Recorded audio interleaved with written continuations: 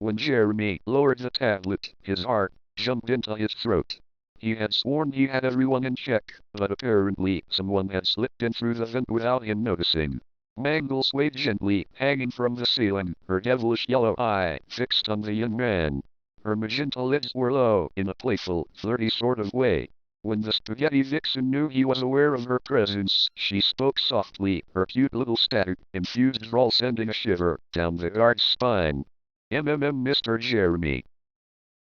Tilda, she said teasingly. Oh no, he could already feel his palms sweating. She always had some sort of new, naughty idea in store for him whenever she took that tone.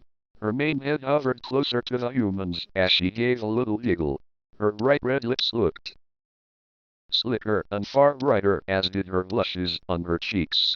They had a sheen to them, like small particles of glitter were infused in the paint. Do you like my touch-ups? I found a perfect can of paint in the supply room.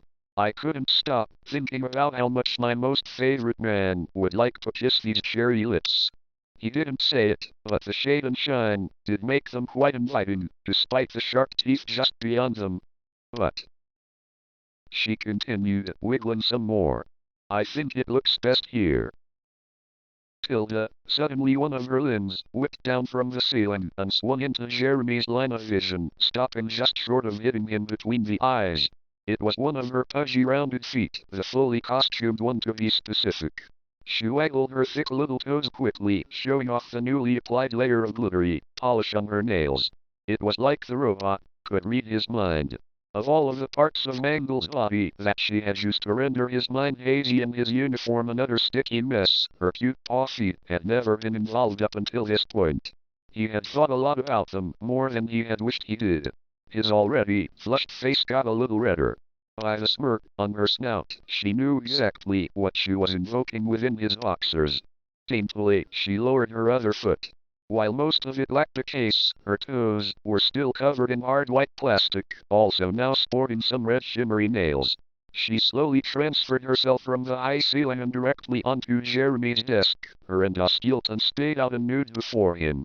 After so many sensuous nights with her, it was starting to become quite erotic to the lonely guard. She propped her upper half up with her arm so she could watch him as her feet slid from the desktop to the man's thighs.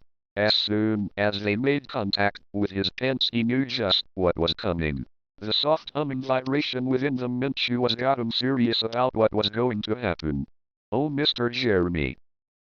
I can already tell how much you like them. The more complete foot took the dominant position, moving over and pressing against the crotch of his slacks. She cradled the outline of his already stiffened cock between two of her soft digits. He could feel a little give beneath them. When she brought her foot up to start stroking him proper, he could see what it was. Soft, rubbery pink foot pads. A round one under each toe, and a large, heart-shaped one sat on the sole of the ball of her foot. They added a whole other texture to the rubbing that he hadn't expected, something almost fleshy and very appealing.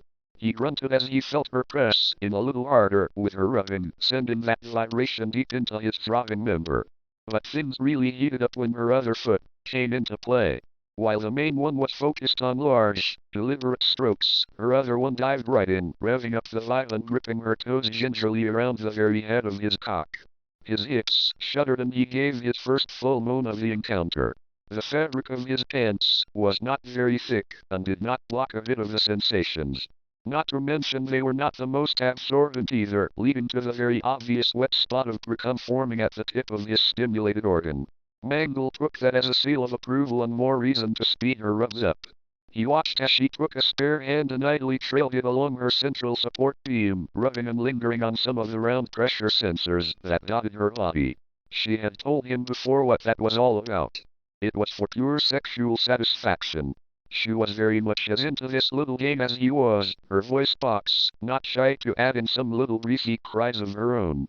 It didn't take long for the pent-up man to finally give in and help his robot seductress, reaching down to his fly and gladly freeing his pulsing, begging cock. Mangle gave a pleased hum at finally seeing her favorite little guard in the flesh. I've been thinking about this.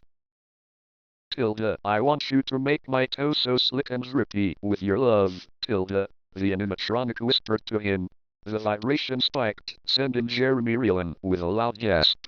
He knew he wasn't going to last long once her feet got involved. The cushy foot pads of her toes flicking and rubbing on the sensitive head of his cock was too much to take.